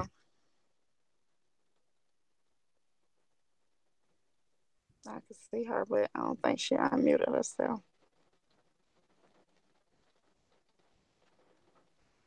I thought I would be able to do it, but I guess I can't. Najiyyah. Miss Avery? I guess she's trying to do it, I guess. Yeah. But well, I guess while she's doing that, I'm gonna go ahead and extend this invitation to you ladies, because after I have finished this series, what I want to do is I want to bring all of you ladies back. I want to have all of you ladies back on my show. And when I have all you ladies back, you ladies can give me an update with what's going on with each one of your cases individually. You can tell us what's going on with the civil cases, because I want to get all you ladies back. You, Miss Robinson, Miss Avery, the other Miss Robinson, Miss Taylor as well. I want to have all of you back, plus my guests that I have lined up for the next 2 to 3 weeks. I want to have a show, and I want to bring all you ladies back. And I want you to tell me about your organizations. Maybe it'll be a way for you ladies to kind of connect with each other, right? Because what's going on with you ladies is so similar. And like I said, I mean, I've heard, I can't say this enough, I've heard these stories so much. I've had so many people on my show who have went through this. I mean, it's just totally ridiculous to me that I can say that I've had these many people on my show that have been through this. Right. It should be hard for me to find people that, exactly, that this has happened to, but it's not. It's not. It's easy. Every day. Yeah, it's easy for me to find people that this has happened to. Every day. That, I believe, is a true tragedy. That it is so we easy. We don't talk about the harassment that we receive afterwards because we choose to fight, get harassed. We do. What do you mean by harassment? What do you mean? I mean, like we get phone calls, we get we get harassed, we get followed in our car by the police officer. We get harassed by, Because we Wait a minute. Oh yeah. Oh yeah. You're telling me that your son was killed by the police, but yes, the police now harass and follow you oh yeah. as if you did I've something had an wrong. officer to, I've had an officer to, I've had a police car to follow me from my job, almost damn near home, and I stay 30, almost 40 minutes away from my work. So, you know, it's Wow. out. The harassment is there. Wow. Yeah, Uh, the I mean, intimidation, all of that. Yeah, and what do you believe is behind that? What do you think I is behind mean, that? I believe that it's a tactic to try to scare us into, you know, Giving into up? giving up. Yeah, and to stop doing what we're doing. Me to Washington D.C. along with some other. And after that, I've had calls, people just calling me and just sitting on the phone from a Washington phone number and just sitting on the phone, won't say anything, and it's constant, you know. So Wow. I mean, that is just unbelievable. I mean, yeah, that is just beyond the pale. Well, this is what I want you to do, Miss Robinson. I want you to, of course, stay in contact with us. I mean, you have our information. mm-hmm. Um, if you need us to get a story out, if you need us to talk about something, write us. Keep us up to date. And Mm-hmm. I will say the same thing to you, Miss Avery, because I'm pretty sure she can hear me, even though she hasn't unmuted her mic yet. Um, I want you ladies to stay in contact with me. Keep us up to date with what's going on with the stories and what's going on with the cases, with your lawsuits. And also keep us up to date with the Million Mom March as well. Okay. We would Yeah, we'd like to know what's going on with that. And when were you ladies planning that? When is that supposed to go We're down? trying to do that for 2020. Okay. Okay. Mm-hmm. Who knows? Maybe we might come out there and cover it because T.P.O.T isn't just in North Carolina. I mean, we're pretty mobile, and we also have some connections, up along the East Coast. So, All right. yeah. Well, So, I want to say to you, thank you so much, Xavier. It's people, that give us a voice to be able to speak for our children. You know what I'm saying? It's people like you to be able, to give us a voice to be able to speak our truth, because there's so much of that false narrative in the media. It's so much of that false narrative on the news. You know what I'm saying? They always saying that, oh, where he had a gun, or, he was into doing this, or he was into doing that. You know what I'm saying? And we're talking about what happened that day, that situation, and why my son was murdered when he could have just easily been arrested and, taken into custody and given his day in court. And if he was too fast for you to catch him, then you could have took a warrant out for his arrest, you know. So at the end of the day, my son shouldn't have been murdered the way he was. So we do thank you for giving us that voice to be able to speak. And I'm going to speak, and I'm going to go wherever I have to go, until God take breath out of my body to let them know that they murdered my son. He was murdered, and he shouldn't have been murdered that day, you know. So I do thank you for giving us that voice. And I will send you a picture of my son. I would love to have him put up in that carousel. And I will be sending okay. that to your email as soon as I get into the house. And my phone Okay. is on its last little time. It's about to Okay. go dead. Okay. Yeah. But I really Yeah, appreciate you had told me earlier that you didn't have much time, that you had to like step away to come in and talk. yeah, So yeah. I I appreciate you ladies coming on tonight. Miss Avery, if you can hear me. The same goes for you. You can send me a picture. You ladies can kind of get in contact with each other and send me a picture. And I want y'all to know that it was an honor to have y'all on here tonight and let y'all tell y'all story and not have to read it in some BS newspaper or hear some crazy narrative from the police. And that's kind of what we do here. That is what we do here. We want to bring our people's stories to light, and we want people to be able to get up here and tell their version of it, not the 4 and 5 versions that you read on all these media outlets. So I just want to say again that it was an honor and a pleasure to have both of you ladies on and have you share your stories with us. Okay. Make sure you stay in contact with us. Miss Avery, you too. Miss Robinson, make sure you ladies stay in contact with us. And as soon as you get me those pictures, I'll make sure that they go up on that carousel. They'll be up there top of the morning. I mean, if I get them tonight, they'll be on there the top of the morning. If I get them in the morning, they'll be there by afternoon. So, you know, I just once again I want to thank both of you ladies for Can you coming hear on me? tonight. Oh Can you yes, hear we can me? hear you now, Miss Avery. Oh, We okay. can hear Oh you my now, God. Miss Avery. Okay.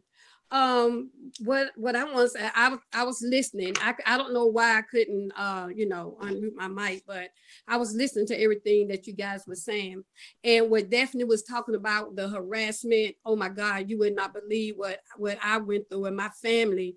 You know, you murdered my son, but then you harassing my family. And not only that, right, I guess it had been like maybe a couple of weeks, well, not even a couple of weeks, maybe a week after everything had happened when little Jerry was murdered, and we were at his godmom's house because that's where the family that, and when we were meeting our family and our friends. But anyway, one of the police officers came over and said that someone from that address had called in and said that it was a black man in a white shirt that was trying to break into the apartment. Okay, mind you now, it's about maybe 15 little young black guys. Even my sons were out there in white t-shirts.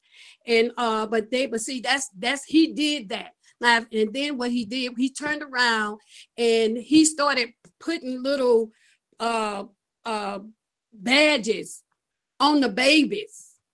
He was putting badges on the babies. He touched my babies. Now you murdered my son, and then you're gonna come and where we're meeting with our family and our friends, and then tell a lie and say that there was that someone had called from there and said there was somebody in a white t-shirt that was trying to break into.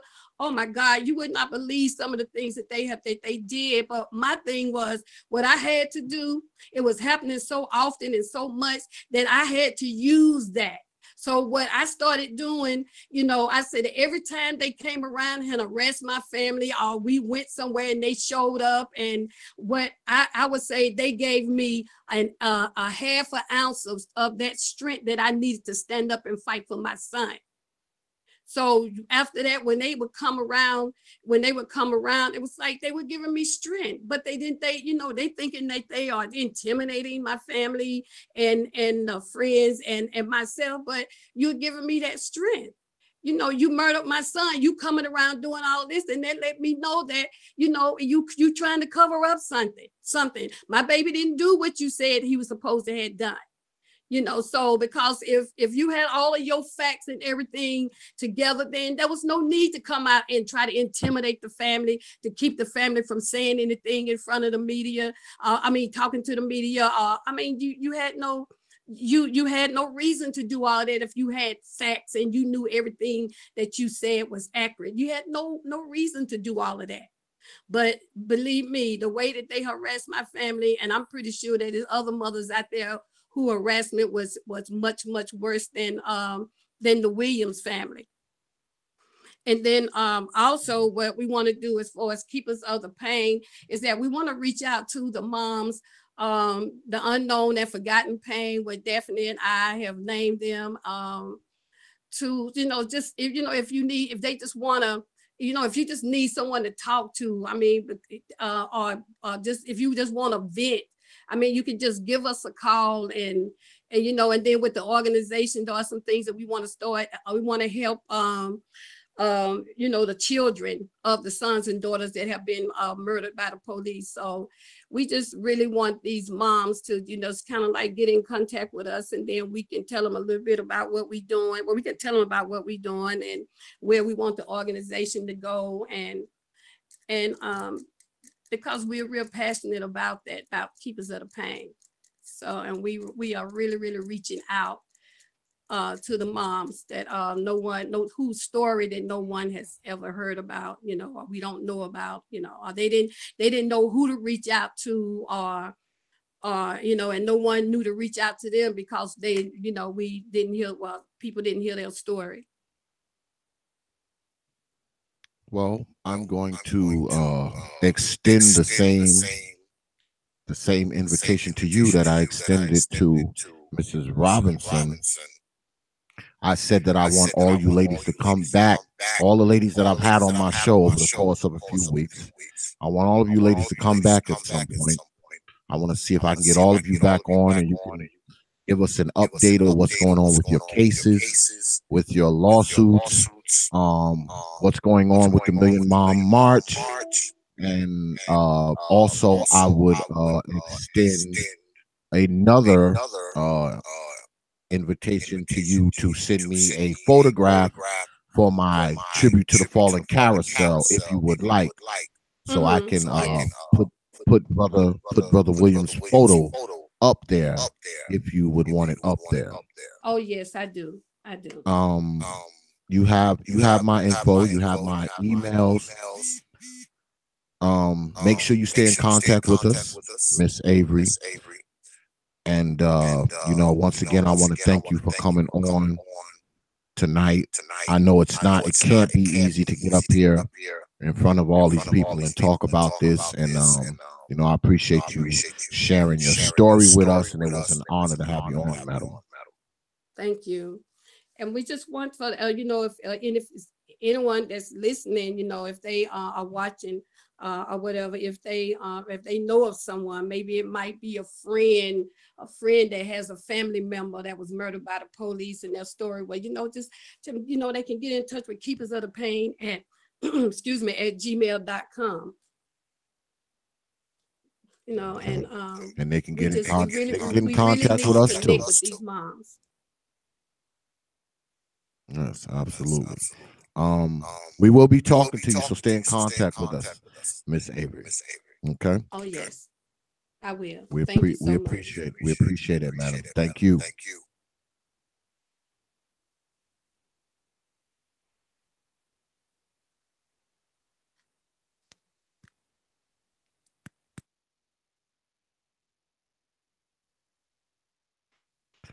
Yeah.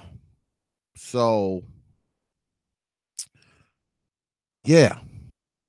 I mean, we just got off the line with 2. Notice how I was easily able to bring y'all 2 of those stories in one night. I probably could have brought you 20 if I tried. I probably could have had this whole section just lined up with people. And just like I told Miss Avery and Miss Robinson, it shouldn't be so easy to find these stories. But unfortunately, it is. It's very easy to find these stories, y'all. And guess what? I'm not through. I will be doing this for the next few weeks. Yeah, next few weeks. These are the stories I will be bringing you. Once again, I want to thank Miss Avery and Miss Robinson, because I know it's not easy. It can't be easy to get up here and talk about this stuff, man. It can't be. It's gotta be difficult to get up here and talk about your son having his face shot up and his arm shot off and him shot in the back. And I mean, it's gotta be hard to talk about this stuff. So, you know, I give them credit, man. They came up here and they talked about it. They talked about it. I'm going to say this before we get ready to cut out. Like I was talking about earlier, a lot of times when we hear this stuff, it's just a news story, man, to us. You know, it's just a news story. It's a 2-minute snippet, okay, on media. It's a talking point for some anchor sitting in some anchor chair on a news program, or it's a 1-page story in some newspaper. But what we got to understand is this: to the people who just got off of this platform, off of this stream, and to people who share their experience and people that this has happened to, it's more than that to them. It's not just a news story. It's not a 2-minute snippet on the news. It's not a talking point for some anchor to be talking about. This is these people's lives. And whether or not you agree with the police's actions, you have to, at the very least, agree that as far as these people are concerned, this shit is messed up. Their lives are forever changed, no matter what happens after this. Whether these cops find themselves out of a job, maybe in court, maybe in jail, or nothing. Because a lot of times, what do? They just let them freaking retire and then just ride off into the sunset. But these people who this has happened to, man, nothing's going to change for them. Nothing's going to get better.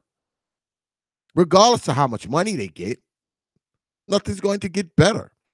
They'll have more money. They'll be richer, but their sons are still dead. Their sons are still dead. So we got to think about this, man. We have to, sometimes I just think it's better to stop and think about our own lives and then stop and think about other people's lives. And this is something that I often say.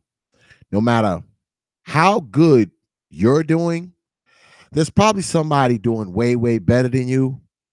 But on the other side of that, no matter how bad you're doing, there's probably somebody doing way worse than you. And these people's lives, man, these people's lives are worse off than they were before their sons were killed. And at some point, man, we have to think about things like that that are actually important, that are worth talking about, man, that are worth listening to. I mean, we get so caught up, man, in shit that don't matter. So caught up in shit that don't matter that we never have room. We never have time for shit that does. We just don't. Notice I say we, because I include my black ass in there too. That's why I'm doing this. I can't say this enough tonight. That's why I'm doing this, y'all. That's why I'm doing this. Because, see, these people's stories need to be heard. Even if it's only heard by a few. Even if it's only heard by this little T.P.O.T platform right here. So when you have people walking around talking about how you don't do anything for black folks, what are you doing for black folks? Maybe you should think about that question. What are you doing for black folks? What are you doing? Are you giving voice to people like Miss Avery, Miss Robinson? Are you doing that? I am. And I will continue to give voice to these people because they're not just people, man. They're our goddamn people. And sometimes I think we lose sight of that. I think we lose sight of that. That they're not just people, man, in a newspaper. They're not just people in a goddamn news story. They're our people. They are our people. We need to remember that when we're sitting around doing shit that don't count. But anyway, good show tonight. Very compelling. But I told y'all that's what I was going to be doing. I need y'all to get on down there to the Prophet of Thought series. Prophet of Thought series on Facebook. That's the main page. Get on down there and check it out.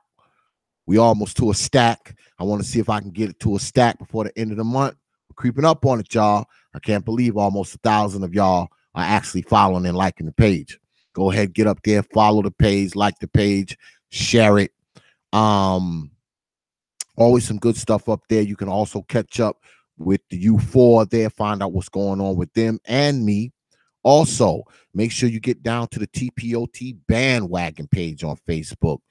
Send us a friend request. I'll make sure that it gets clicked really quick. Don't worry about it. Also, get on down there to the Prophet of Thought Series fan group page. That's right, the Prophet of Thought Series fan group page on Facebook. It's almost up to 3,000. It might even be at 3,000. I don't even know. I haven't checked. But the last time I checked, it was like 2,900. So I can't even believe it's almost 3,000 of y'all that actually are in my fan group. What's the matter with you people? But anyway, get on down there to the Prophet of Thought Series fan group page on Facebook. Request to be a member. Trust me, you'll get accepted quick. Go down there, check it out, man. There's always some good shit on there. It's not just me. You know, there's other people in the group. They post shit. So, you know, you don't have to always listen to X run his old black mouth all the time. You got other people on there running their old black mouths too. Also, check us out on WhatsApp and Instagram. That's Prophet of Thought on Instagram. Follow us. You're guaranteed to get a follow back when I get around to checking it. Y'all know the Instagram thing, it just don't be on my mind, y'all. It's like, you know, it's like one of those things you know you got, but you don't really care. But if you go ahead and follow us on Instagram, you guaranteed a follow back. Also, get your behinds down there to Twitter. Y'all knew this was coming. Get on down there to Twitter. That's at T.P.O.T Media on Twitter. That's at T.P.O.T Media on Twitter. Follow us on Twitter, or I am going to haunt your black asses in your dreams for the next 35 years. Get on down there and follow us on Twitter. That's at T.P.O.T Media on Twitter. Also, make sure you get your black behinds down there to the website. Y'all saw it tonight, but I'm going to tell you about it again. It's www.don'teventryi.wikifoundry.com. That's www.don'teventryi.wikifoundry.com. There's a lot of good stuff going on the site. I'm constantly growing it and constantly building it. You can get up there, like I always say, get up there. You can check my old archives from the Nubia Hood radio days. Also, you can catch up with the Unicorn 4 there as well. You can see, excuse me, y'all. You can see a short bio of the team, and also each member of the U4 has their own page with their own element GIF on it. So get on up there, check it out. There's always some good stuff on there. Go ahead, request to be a member on that too. Like it, share it. Always some good stuff. And like I was showing the ladies tonight, get on up there and check out Tribute to the Fallen. Tribute to the Fallen is a really, really good thing. It's something I've been doing for a while. It's something so that loved ones could be remembered as long as X is breathing, and probably long after that. Because in my will, I'm going to be like, on my dying bed, I'm going to be like, do not take my website down. So it's going to be there for a while. So if you have somebody that you want to have tribute paid to them, make sure you send me their picture and their name. You can go to the website, or you can just hit me up on my email. It doesn't matter. Send me their name, send me a photograph, and I will make sure that they will get up there on Tribute to the Fallen. I have been getting a few pictures here and there. I appreciate it. I'm going to make sure they get up on the old Tribute to the Fallen carousel, because I believe it's a good thing. Also, what else is coming to the website? Y'all know Teacher Tanisha from T.P.O.T NYC. Pretty soon on the website, you will be able to go on the website and purchase things. That's right, because old Teacher Tanisha has an online store. Probably within the next couple of days, you'll be able to buy all kinds of merchandise up there.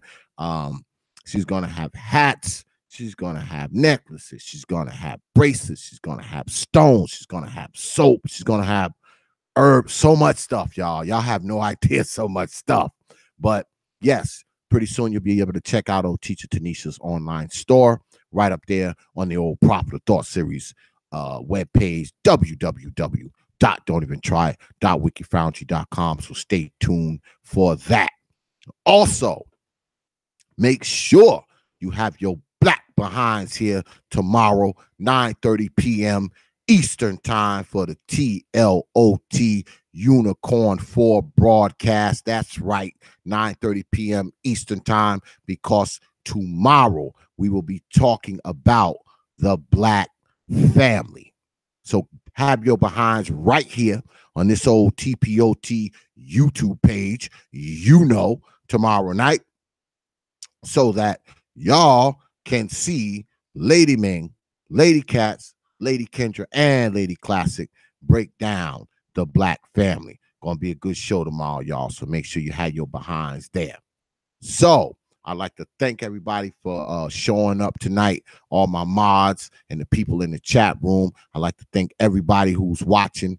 I appreciate you stopping by and spending some time with us tonight and listening to these ladies' story. Like I said, I want to bring y'all this kind of stuff, man, because I think these stories need to be told, and I'm gonna continue to do it. I'm gonna finish this series right on out because this is the Prophet of Thought series. But anyway, with that, I will leave you with 3 words, like I always do. Open your minds, and we are out of here, y'all.